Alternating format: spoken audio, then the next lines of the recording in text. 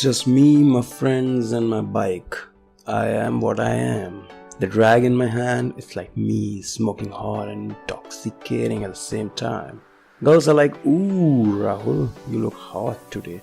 And I give this look to the girl I hunt. New night, new kill. But that night, it was this girl, all dressed in white, with her bracelet dangling her wrist. Something told me I should give her a feel of the night. I went up to her, where she was dancing, and introduced myself in total gentleman style, be like, "Hey, it's Rahul, Malaika's friend." Gosh, the way she smiled. She was clearly bowled by my approach, man. I offered her a drink and just then her phone rang. Damn parents. She left in a hurry. Any dumb fuck can guess she was dying to be my girl at the very first sight. But it's a small world, got her number and all, and went to see her at her college. Somebody said she wants to move to US for higher studies. No, babe, you'll be in my arms. Your universe is here. Hey, Rahul, remember me? We met at Malaika's party at the sports bar. Look, babe, I came here to meet you all the way from Gurgaon. Would you like to have a cup of coffee? No, she says. Is she playing games with me? Can't she recognize me? Fuck it. But I can't take her off my mind. Started following her on Facebook. Called her common friends. And did all sort of girlish romantic puke on the face stuff to woo her. Tried to convey even the rate I'm ready to pay. What the hell she wants. And then yesterday, Sonia told me she's going to US next week. My last chance, man. Went to her college again. You don't get it, do you? It's Rahul Khatri, bitch. I'm the lady killer and I'm in love for the first time in my life. What does you expect me to do? Plead on your foot. See this knife? If it does not admit your love, I'm going to slice you and myself in front of...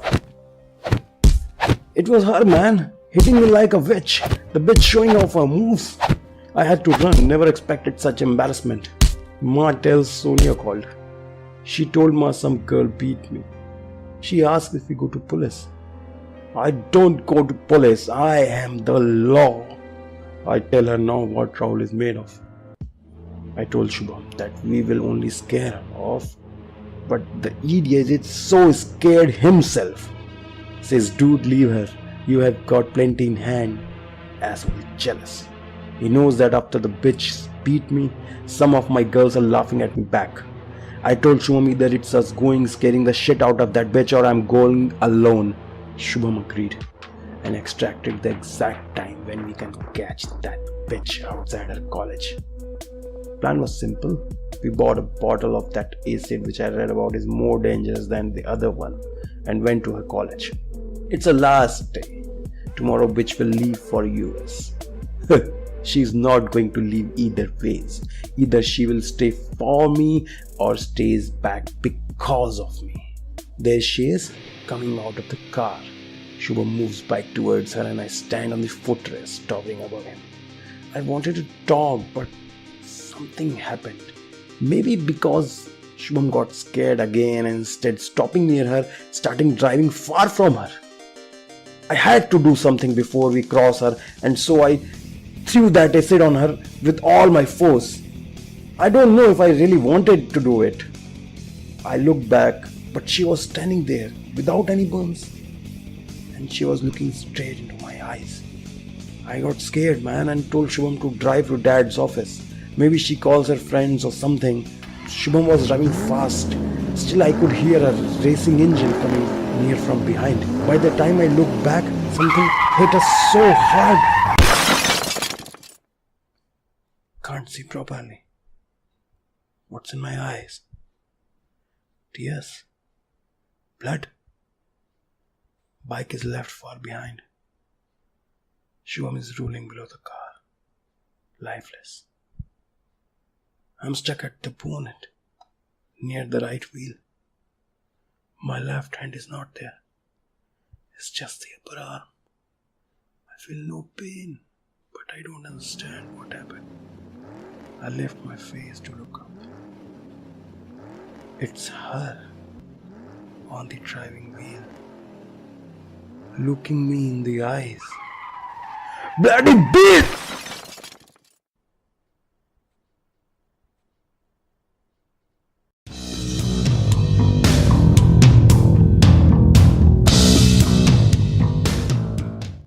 I can't sleep now.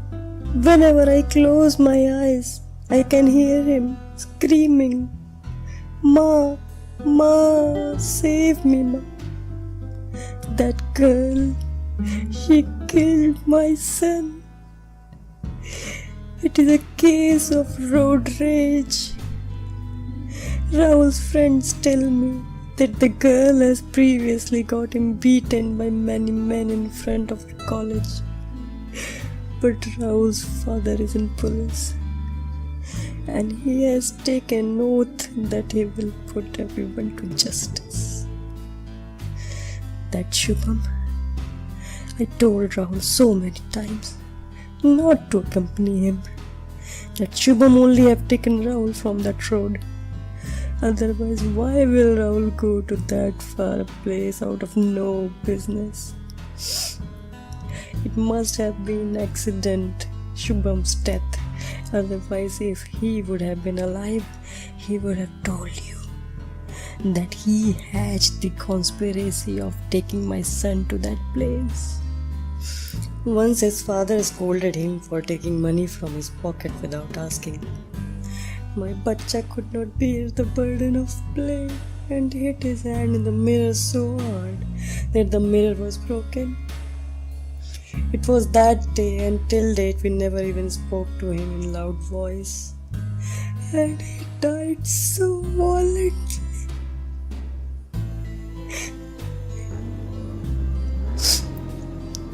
They say she dragged my bachcha for 2 kilometers before hitting him into the divider. His body parts were scattered on the entire 2 kilometer stretch. They brought him into a bag. That bitch is going to pay for this. That bitch and her parents had tried to hush the matter by saying it was an acid attack.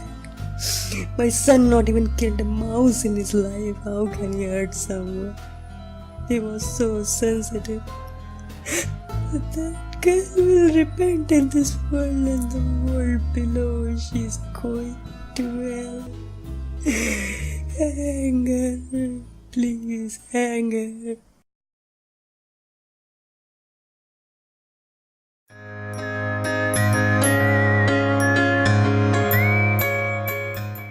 I still remember how much I cried when I held her for the first time in my hands. She was so delicate, so pious.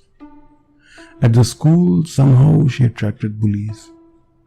Maybe because she was always a bit smaller than other children of her age. But this particular boy, he would not let her go. She was 11 years at that time. The boy would take her tiffin almost daily, especially when her mother gave her favorite strawberry pudding. One day she came to me and asked a direct question. Why don't you just leave me alone? You want your children to be whatever you couldn't. I wanted my daughter to be brave because I myself was a bullied kid. I knew how it feels to be slapped, even mildly, in front of your classmates. You can feel everyone looking at you, laughing at your helplessness. You feel like running, but you don't, because for that you will have to lift your face. You plan to kill your tormentor and take sadistic pleasure from it. But in reality, you make all efforts to avoid being spotted. But he somehow finds you, because he enjoys your fear, and this gives him confidence to push the limits every time, until one day you break completely. The day when you either change your school or you fight back. I changed my schools, but I wanted her to fight back. So I gave a direct answer to her direct question. He hits you because you try to avoid it. Next day, she took strawberry pudding to school. Later that day, the principal called me to the school.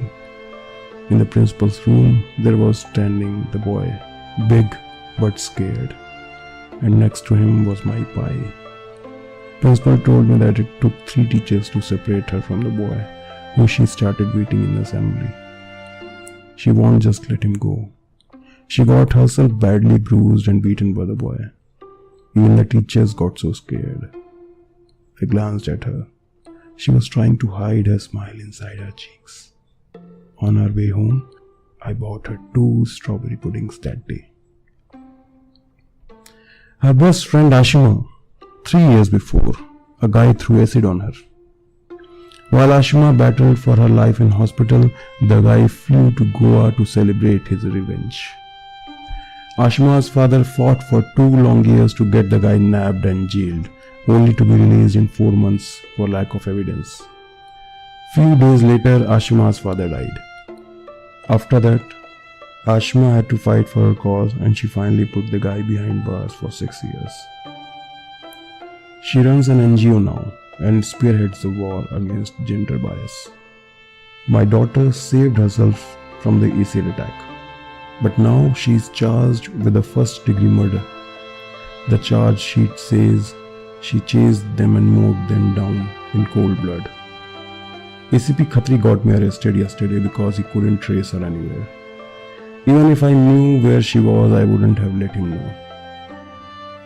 I've been released now. The media came down heavily on ACP Khatri thanks to Ashima.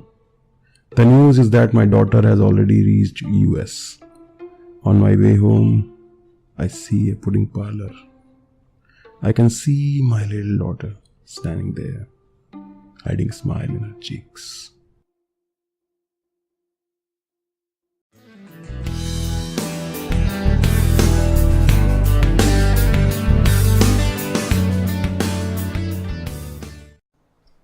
I made a choice. I killed them the way they made their choices. I was no less a human than them. They called me day and night, sent sick messages, tried to hack my accounts. I ignored quietly because I had life above their sick games. They even tagged a price on me, saying rupees 5,000 is what I charge per hour for getting late. I started getting random calls on my cell phone and even at landline, asking for private services. Some of the calls were attended by my father. He got the connections chased. I could have begged before Rahul to leave me alone, but that doesn't work. Ashima told me. Police has other important works. They need the stimuli of media to take action, especially if the accused is son of an ACP. Media needs a tangible incidents to happen. They cannot report someone's fear. Your fears have no place on prime time. Too many burnt tissues lined up to be showcased. Still, Ashima is fighting for everyone's cause. It was never about a girl's ordeal. It was a game of supremacy which I had to win. I did not want to win Ashima's place. Watching my father dying slowly of the guilt of not being able to save his own daughter. One has to be a true believer to be Ashima, who somehow withstood the storm. I am not Ashima. I am Kalki. I am the storm.